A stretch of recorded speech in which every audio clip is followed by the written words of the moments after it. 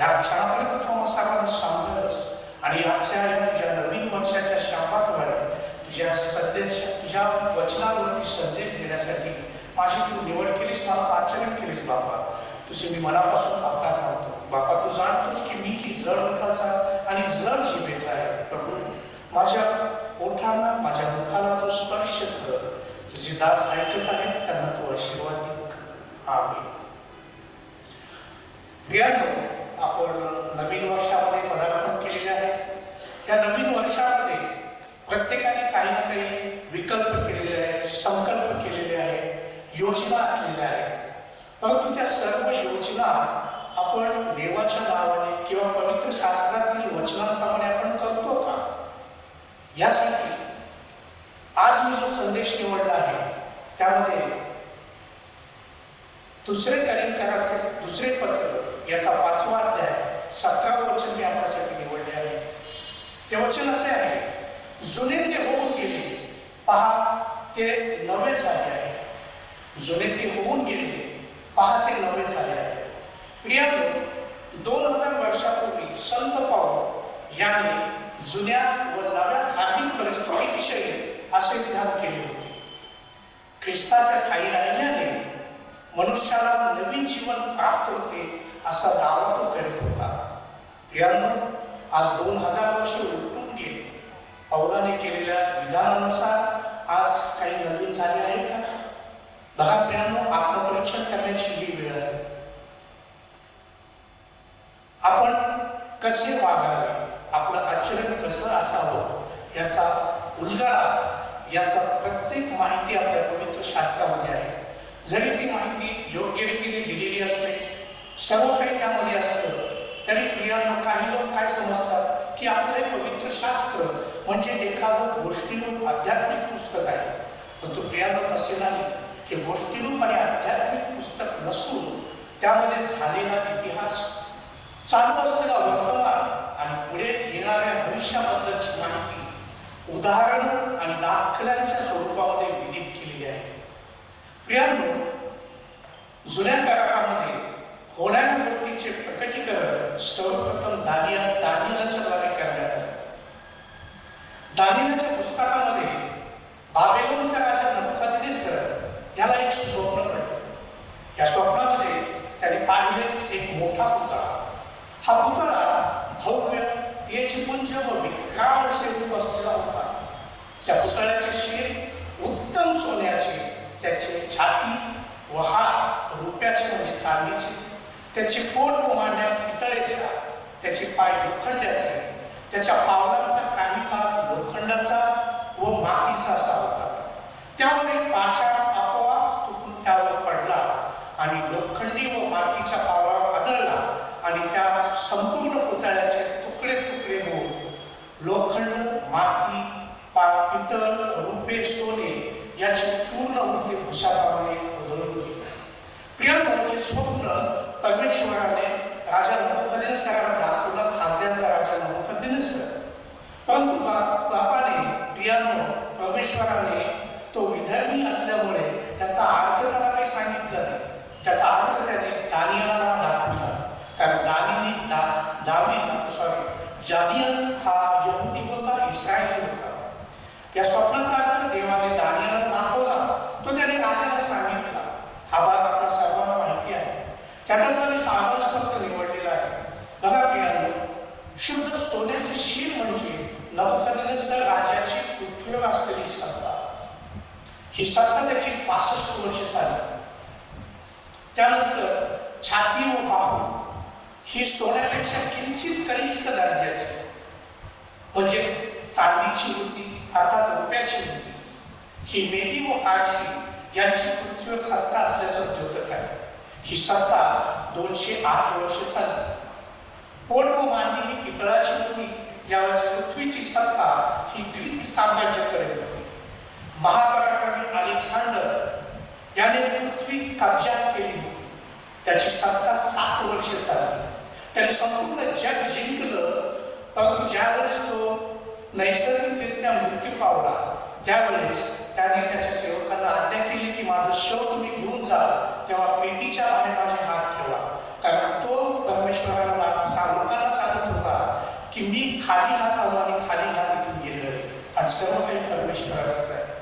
यानंतर प्रियांनो 260 वर्ष पृथ्वीवर कोणीही सत्ता गाजवली नाही.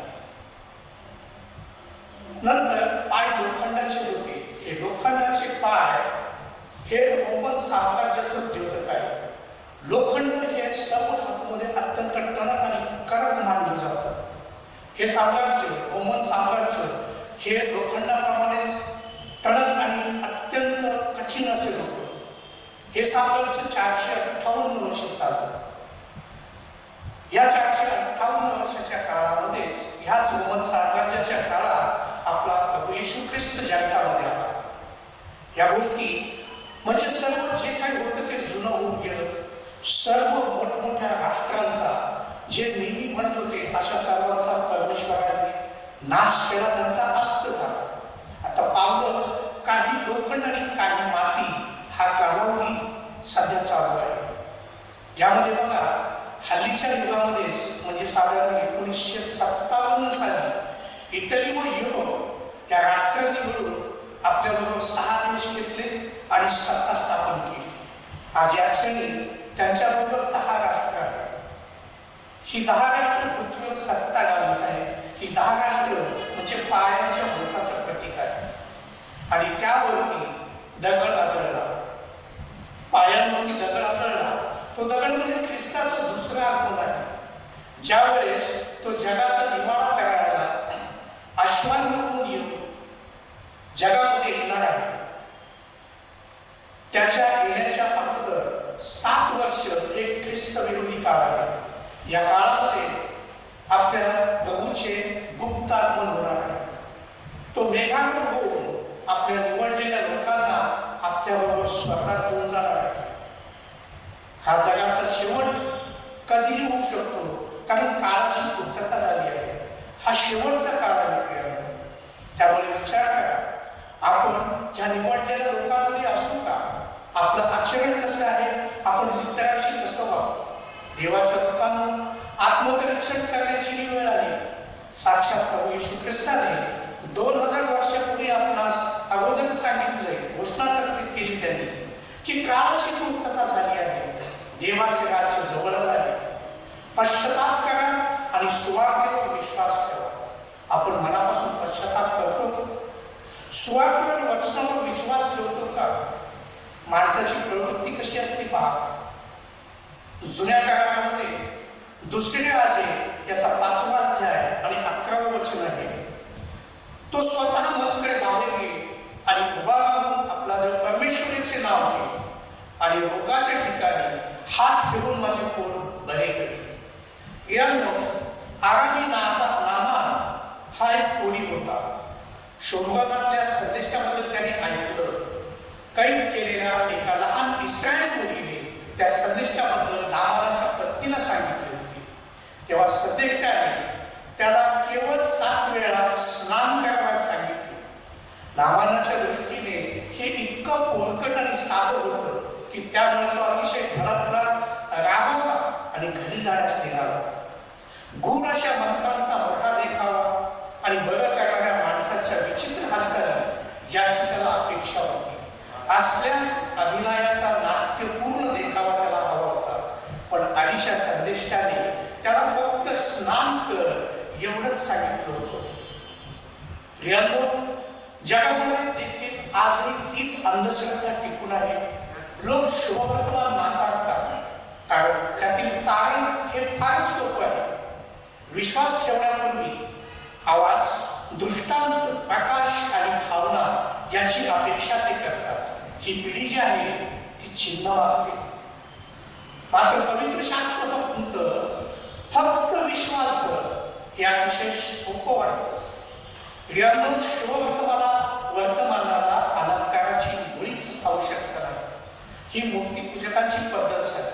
ते सर्व प्रकारचे अंगविक्षेप करणे, विलक्षण पेय बनवणे आणि न समजणारे मंत्र उच्चारणे या गोष्टी ते करत असतात. शुभवर्तमानाला कसल्याही आधाराची, विशिष्ट संगीताची, पोशाखाची, युक्त्या-प्रयुक्त्याची किंवा हातसलाखीच्या कृतींची गरज नसते. पौलाने तिमोथेला सांगितले, वचनाची घोषणा दिली. हल्लीच्या जगामध्ये देखील हे जग खोट्या व गूढ औषधांनी भरलेले आहे. अमुक औषधामध्ये अमुक अमुक रोगावरती हे औषध अतिशय प्रभावी आहे असे ठसून सांगितले जाते. असल्या व्यक्तीस आपण आपले उपचार पटवून देण्याचा प्रयत्न केला जातो. त्यांचे सारे जेवढे गुण तेवढे अधिक फसवे आहेत. धर्माच्या उत्कंठेबाबत हे तितकंच खरं आहे. लोकांना शुभवर्तमानाच्या नावामध्ये शुभवर्तमान अक्षरशः विकलं जातं. प्रियांनो, आधुनिक धर्म प्रसाराच्या थाटामाटांना आणि देखावांनी आपण विचलित होऊ नये. शुद्ध शुभवर्तमानाच्या संदेशाने आपले सामर्थ्य यत्किंचितही गमावले नाही. जगाच्या वैदिक पद्धतीपासून मुक्त होण्याची मात्र गरज आहे. जे पवित्र शास्त्राचा विपर्यास करतात त्यांना खरी शांती कधीही प्राप्त होत नाही. म्हणून प्रियांनो, वचनांची घोषणा करा. असो प्रियांनो, जे होऊन गेले त्यामध्ये सर्व बलाढ्य राष्ट्रांचा परमेश्वराने नाश केला आणि आता जी 10 बोटं राहिली आहेत ती बोट म्हणजे हा शेवटचा काळ आहे. ख्रिस्त जन्मापासून त्याच्या द्वितीय होणाऱ्या आगमनापर्यंत हा काळ जो आहे हा कृपेचा काळ मानला जातो. हा कृपेचा काळ याच्यासाठी आहे की ह्या कृपेच्या काळामध्ये आपण जे काही प्रार्थना करून विनवणी करून प्रभूकडे मागू, परमेश्वराकडे मागू ते आपणास दिले जाईल. देवाच्या लोकांनो, सध्याचा काळ म्हणजे अत्यंत वाईट दिवस सुरू आहे. संपूर्ण जगामध्ये युद्धजन्य परिस्थिती आहे. याचा उल्लेख लुकाचे शुभवर्तमान याचा 21वा अध्याय 10व्या वचनामध्ये केलेला आहे. राष्ट्र राष्ट्रांवर होते, राज्यांवर राज्य होते. लढाई व दंगे याविषयी तुम्ही ऐकाल तेव्हा घाबरू नका. इतक्यानेच शेवट होणार नाही. आपल्या अवतीभोवती मन हेलावून टाकणाऱ्या घटना नेहमी होत असतात. कारण काळोखी युगाचा अधिपती सैतान आहे. जेव्हा मनुष्य संकटात सापडतो, रक्तपात होतो, तेव्हा त्याला असुरी आनंद होतो. नैसर्गिक आपत्तीमुळे बघा आतापर्यंत आपण बघत आलेलो आहोत. प्रचंड आपत्तीमुळे प्रचंड चक्रीवादळे झाली. भूकंपामुळे अनेक राष्ट्रांना सुनामीचा तडाखा बसला. संपूर्ण मागील वर्ष कोरोनाच्या महामारीने हादरून गेली. लाखो लोक मृत्युमुखी पडले. त्यावर उपचार जे आहेत ते अजूनही प्रायोगिक तत्वावरच आहे.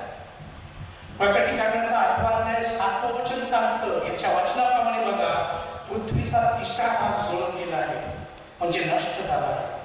प्रियांनो, आजच्या दैनंदिन व्यवहारामध्ये, आजच्या जगामध्ये अशी एकही व्यक्ती नाही की जिला संकटांना तोंड द्यावे लागत नाही. या सर्व गोष्टीचा परिणाम माणसाच्या शरीरावर व त्याच्या मनावर होत असतो. टेन्शन वाढणे, रक्तदाब वाढणे, डायबिटीस, हातापायांचा थरकाप होणे, भीती वाटणे, झोप न येणे, आत्महत्या करणे, ड्रग्स व नशा यामध्ये वेळ व्यतीत करणे, यामुळे कुटुंब उद्ध्वस्त होत आहे. आज आपल्या देशामध्ये 130 कोटी जनता आहे. त्यापैकी 70 कोटी लोक हे दारिद्र्यात आहेत. भ्रष्टाचार व फसवेगिरी याला ऊत आला आहे. सर्व खाद्यपदार्थाच्या किमती ज्या आहेत त्या गगनाला जाऊन फिरल्या आहेत. सततची आंदोलने, निसर्गाचा कोप, महागाईमुळे आलेले दुष्परिणाम, ज्यामुळे अराजकता माजली आहे, ही जगाच्या नाशाची सुरुवात आहे. प्रियांनो, याचा सर्व उल्लेख आपल्या पवित्र शास्त्रामध्ये आपल्याला आढळतो. म्हणून आपण जे विश्वासणारे ज्यांनी मनुष्याच्या पुत्रापुढे समर्थपणे उभे राहावे म्हणून सर्व प्रसंगी प्रार्थना करा. कारण प्रभूच्या वचनानुसार कोणाचाही नाश व्हावा अशी त्याची मुळीच इच्छा नाही. यहेजकेल संदेशाच्या द्वारे प्रभूने आपण सर्वांना सांगितले आहे. यहेजकेल याचा अध्याय 18 30, 31 आणि 32 वचनामध्ये संदेश म्हणतो की परमेश्वर म्हणतो, दुष्टाच्या मरणाने मला संतोष होतो का? त्याने आपले मार्ग सोडून वाचावे याने मला संतोष होतो ना? प्रभू परमेश्वर म्हणतो, मी तुम्हा प्रत्येकाचा ज्याच्या त्याच्या मार्गाप्रमाणे न्याय करतो. तुम्ही परता, आपल्या सर्व पातकापासून मागे फिरा, म्हणजे तुमचा अधर्म तुम्हाला अडथळा होणार नाही. तुम्ही अचेत असलेले सर्व तुमच्यावर टाकून द्या. आपल्या काही नवे हृदय, नवा आत्मा स्थापित करा. तुम्ही का मरता? कारण प्रभू परमेश्वर म्हणतो, मरणाच्या मृत्यूने मला संतोष होत नाही, तर मागे फिरा आणि जिवंत राहा. म्हणूनच देवाच्या लोकांनो, भिवू नका, घाबरू नका, देवावर विश्वास ठेवा. त्यांनी वचन दिले आहे की युगाच्या समाप्तीपर्यंत मी तुमच्या बरोबर आहे. त्यामुळे सुरू झालेल्या नवीन वर्षामध्ये आपण सर्वांनी आशेने व विश्वासाने पदार्पण केले आहे. या नवीन वर्षामध्ये आपले आचरण कसे असावे यासंबंधी मी थोडक्यात आपल्याला काही वचन सांगणार आहे. सगळ्यात पहिल्यांदा मी घेतलेलं आहे आपलं आचरण कसं असावं. त्यामध्ये प्रभू येशू ख्रिस्तावरती विश्वास ठेवा. ख्रिस्त माझ्या पापांची क्षमा करण्यासाठी या जगात आला, महत्कार्य केले, क्रूसावर रक्त सांडून त्याने आम्हाला विकत घेतले. विकत घेऊन दास्यपणाचा नव्हे तर दत्तकपणाचा हक्क त्याने आम्हाला दिला. त्याशी मुले होण्याचा अधिकार त्याने आम्हाला दिला. तो क्रूस खांबावर मारला गेला, गाडला गेला, तिसऱ्या दिवशी त्याचे पुनरुत्थान झाले व तो देवाच्या उजव्या बाजूस बसलेला आहे. तो जिवंत असा परमेश्वर आहे असा आमचा दृढ विश्वास असावा. कारण योहानाचे शुभवर्तमान याचा 6वा अध्याय 40वे वचन मध्ये प्रभू येशू ख्रिस्त म्हणतो, माझ्या पित्याची इच्छा हीच आहे, जो कोणी पुत्राला पाहून त्याच्यावर विश्वास ठेवतो त्याला सार्वकालिक जीवन प्राप्त व्हावे. त्याला मीच शेवटच्या दिवशी मिळेल. त्याच्यानंतर येशू ख्रिस्ताच्या आज्ञांचे पालन करा. इफिसकारास पत्र याचा 6वा अध्याय 5 ते 8 वचनामध्ये ती वचनं सांगतात, दासांनो, आपण ख्रिस्ताचे आज्ञा पालन करीत आहोत अशा भावनेने तुम्ही भीत व कापत सरळ अंतःकरणाने आपल्या देहदशेतील धनाचे आज्ञा पालन करीत जा. माणसाला खुश करणाऱ्या लोकांसारखे ते करीत जा. ही चाकरी माणसाची नव्हे तर प्रभूची आहे असे मानून ती सद्भावनेने करा. कारण तुम्हास माहिती आहे की प्रत्येक जण, मग तो दास असो स्वतंत्र असो, जे काही चांगले करतो तेच तो प्रभूकडे भरून पावे. त्याचा पुढचा मुद्दा आहे त्याच्या कृपेत वाढत जा. इफिसकारास पत्र याचा 1ला अध्याय 5 ते 8 वचन. देवाने आपल्या मनाच्या संकल्पाप्रमाणे आपल्याला येशू ख्रिस्ताच्या द्वारे दत्तक होण्याकरिता प्रेमाने पूर्वीच नेमिले होते. त्याच्या कृपेच्या गौरवाची स्तुती व्हावी म्हणून हे झाले. ही कृपा त्याने आपल्या त्या प्रियकराच्या ठाई विपुलतेने केली. त्याच्या कृपेने समृद्धीप्रमाणे त्या प्रियकराच्या ठाई त्याच्या रक्ताच्या खंडणीद्वारे भरून मिळून पावलेली होती. मुक्ती म्हणजे आपल्या अपराधांची क्षमा आपल्याला मिळालेली आहे. सर्व ज्ञान व बुद्धी यांच्यासह त्याने ही कृपा आपल्यावर विपुलतेने केली आहे म्हणून त्याच्या कृपेमध्ये वाढत जा. प्रियांनो, औदार्याने द्या म्हणजे तुम्हाला दिले जाईल. चांगले माप दाबून हलवून शीत भरून तुमच्या पदरी घालतील. कारण ज्या मापाने तुम्ही द्याल त्याच मापाने तुम्हाला दिले जाईल. करिंथीयांस 2 पत्र याचा 8वा आणि 9व्या अध्यायामध्ये आपल्या प्रभू येशू ख्रिस्ताची कृपा तुम्हाला माहीत आहे. तुम्ही धनवान असता तुम्हाकरिता तो दरिद्री झाला अशा हेतूने की त्याच्या दारिद्र्याने तुम्ही धनवान व्हावे. म्हणून प्रियांनो, जे गोरगरीब, रंजले गांजलेले, अनाथ, विधवा, संकटग्रस्त, भुकेले, अन्यायग्रस्त व सुवार्ता प्रसार करणारे आहेत त्यांना औदार्याने द्या. त्याचप्रमाणे परमेश्वराच्या प्रीतीची सुवार्ता गाजवा. स्तोत्रकर्ता 40वा अध्याय 8 ते 10 वचनामध्ये स्तोत्रकर्ता दावीद म्हणतो, हे माझ्या देवा, तुझ्या इच्छेप्रमाणे करण्यास मला आनंद आहे.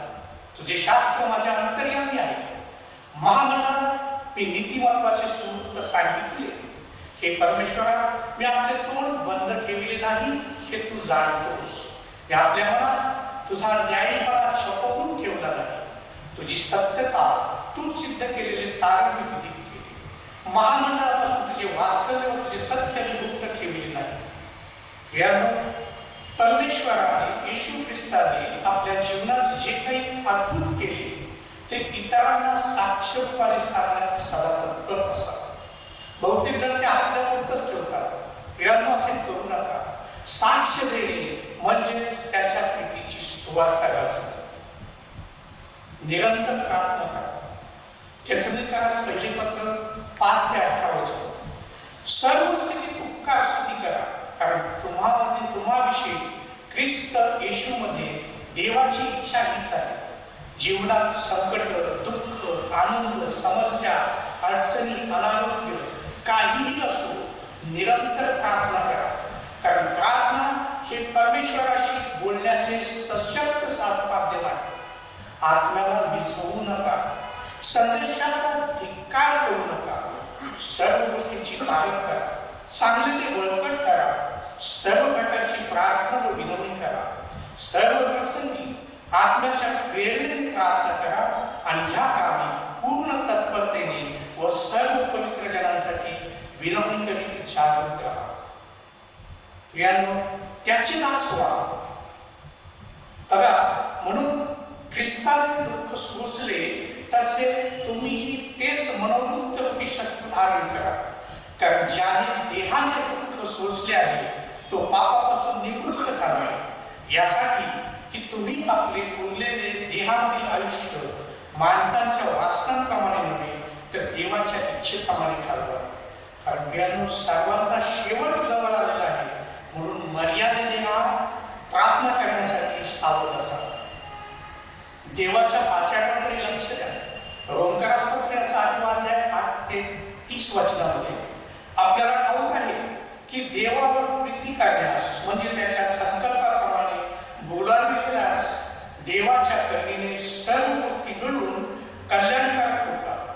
कारण ज्यांच्याविषयी त्याला पूर्वज्ञान होते त्यांनी आपल्या पुत्राच्या प्रतिमेप्रमाणे बनावे म्हणून त्याने त्यांना आगाऊच नेमून ठेवले. यात हेतू हा की तो पुष्कळ बंधुजनांमधला श्रेष्ठ असावा. ज्यांना त्याने आगाऊ नेमून ठेवले त्यांना त्याने पाचारणही केली, ज्यांना त्याने पाचारण केले त्यांना त्याने नीतिमानही ठरवले, आणि ज्याला त्याने नीतिमान ठरवले त्याचे त्याने गौरवही केले. त्याचप्रमाणे तुम्हाला मिळालेल्या आध्यात्मिक दानाचा योग्य तो वापर करा. रोमकारास पत्र 12 अध्याय 6 ते 8 वचन. आपल्याला प्राप्त झालेल्या कृपादानाप्रमाणे आपल्याला निरनिराळी कृपादाने आहेत, म्हणून ईश्वरी संदेश सांगायचा असल्यास आपण तो आपल्या विश्वासाच्या प्रमाणात सांगावा. सेवा करताना सेवेत तत्पर असावा. शिकवणाऱ्याने शिक्षण देण्यात, बोध करणाऱ्याने बोध करण्यात तत्पर असावा. दान देणाऱ्याने ते औदार्याने द्यावे. अधिकाराने आपले काम आस्थेने करावे. दया करणाऱ्याने ती संतोषाने करावी. गायन वादनाची जी कला आपल्याला दिली आहे त्याने परमेश्वराची स्तुती व आराधना करावी. प्रियांनो, वाईटाबद्दल वाईट अशी कोणाची फेड करू नका. रोमकारास पत्राचा 12 अध्याय 17 ते 19. सर्व मनुष्याच्या दृष्टीने जे सात्विक ते करण्याकडे लक्ष द्या. शक्य तर सर्व माणसांकडून तुम्हाकडून होईल तितके शांती देणार. प्रियजनो, सूड होऊ नका तर देवाच्या क्रोधाला वाढ द्या, कारण असा शास्त्रलेख आहे की सूड घेणे मस्करी आहे, मी फेड करेन असे प्रभू म्हणतो. जग जगातील गोष्टींवरती प्रीती करू नका. योहानाचे पहिले पत्र 2 अध्याय 15 ते 17 वचन. जर कोणी जगावर प्रीती करीत असेल तर त्याच्याकडे पित्याची प्रीती नाही. का जगात जे सर्व आहे ते म्हणजे देहाची वासना, डोळ्यांची वासना व संसाराची खुशाली ही पित्यापासून नाही तर जगापासून आहे, आणि जग व त्याची वासना ही नाहीशी होत आहे, पण देवाच्या इच्छेप्रमाणे करणारा हा सर्व काळ राहतो. धैर्य सोडू नका. इब्री लोकास पत्राचा 30 अध्याय 35 ते 39. आपले धैर्य सोडू नका, कारण त्याचे प्रतिफळ मोठे आहे. तुम्ही देवाच्या इच्छेप्रमाणे वागून वचनानुसार फलप्राप्ती करून घ्यावी, म्हणून तुम्हाला सहनशक्तीचे अगत्य आहे. कारण अगदी थोडा वेळ राहिला आहे. जो येणार आहे तो येईल, उशीर करणार नाही. परमेश्वर म्हणतो, माझा नीतिमान मनुष्य विश्वासाने जगेल. तो जर माघार येईल तर त्याच्याविषयी माझ्या जीवाला संतोष वाटणार नाही. परंतु ज्यांचा नाश होईल अशा माघार येणाऱ्यांपैकी आपण नाही, तर जीवाच्या तारणासाठी विश्वास ठेवणाऱ्यांपैकी आपण आहोत. येशू ख्रिस्ताचे वास्तविक नातेवाईक बना. मार्काचं शुभवर्तमान 3 अध्याय 5 वचन.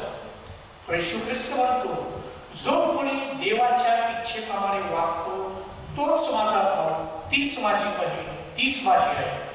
तुमचा बंधू कोणी वाईट मार्गाला लागला असेल, बहरला असेल, तर त्याला बाहेर काढण्याचा प्रयत्न करा, त्याच्यासाठी प्रार्थना करा. सैतानाच्या बंधनातून त्याला सोडवण्यासाठी परमेश्वराकडे मनपूर्वक विनवणी करा, म्हणजे परमेश्वर त्याचे रक्षण करेल. स्वतःला अपवित्र होण्यापासून राखा. तेसलोनिकरास पहिले पत्र याचा 4 अध्याय 3 ते 8 वचन. कारण देवाची इच्छा ही आहे की तुमचे पवित्रीकरण व्हावे, म्हणजे तुम्ही जारकर्मापासून स्वतःला मुक्त ठेवावे. देवाला न ओळखणाऱ्या परराष्ट्रीयांप्रमाणे वासनेने नव्हे तर पवित्रतेने व आपुलने तुम्हातील प्रत्येकाने आपल्या देहावर कसा ताबा ठेवावा ते समजून घ्या. कोणी या गोष्टीचे उल्लंघन करून आपल्या बंधूचा गैरफायदा घेऊ नये, कारण प्रभू या सर्व गोष्टींबद्दल शासन करणार आहे, हे आम्ही तुम्हाला आगाऊच सांगितले आहे व बचावना देखील होते. कारण देवाने आपल्याला अशुद्धपणासाठी नव्हे तर पवित्रतेसाठी पाचारण केले आहे. म्हणून जर कोणी अवेर करतो तर तो माणसाचा नव्हे तर तुम्हास आपला पवित्र आत्मा देणारा देव याचा तो अवेर करतो. आणि सर्वात शेवटी प्रियांनो, शहाणे व्हा. इफिसियास पत्र याचा 5 अध्याय 15 ते 17 वचन. अज्ञानासारखे नव्हे तर ज्ञानासारखे सभोवार नजर ठेवून जपून चाला. वेळेचा सदुपयोग करा, कारण दिवस वाईट आहे. म्हणून मूर्खासारखे होऊ नका, तर प्रभूची इच्छा काय आहे हे समजून घ्या. आणि प्रियांनो, प्रभूची इच्छा हीच आहे की प्रत्येकाने आपले दुराचार सोडून त्याच्या मार्गापासून दूर व्हावे आणि प्रभूच्या मार्गाने चालावे. प्रियांनो, जर ह्या मार्गाने, या पद्धतीने जर आपण आपली जगामध्ये वर्तणूक ठेवली, आपली वागणूक ठेवली, देवाला संतोष केले आपण, तर आपणही हर्षित होऊन निश्चित अर्थाने म्हणू शकतो, जुने ते होऊन गेले, पहा ते नवे झाले आहे. देवबाद करो. आणि आजचा हा संदेश या नवीन वर्षामध्ये आपल्या सर्वांच्या पावलासाठी जीवनाचा मार्ग करू, हीच त्याच्या चरणी प्रार्थना. त्याच्या नावाला मान महिमानित करू. युगानुयुग बसू. आमेन.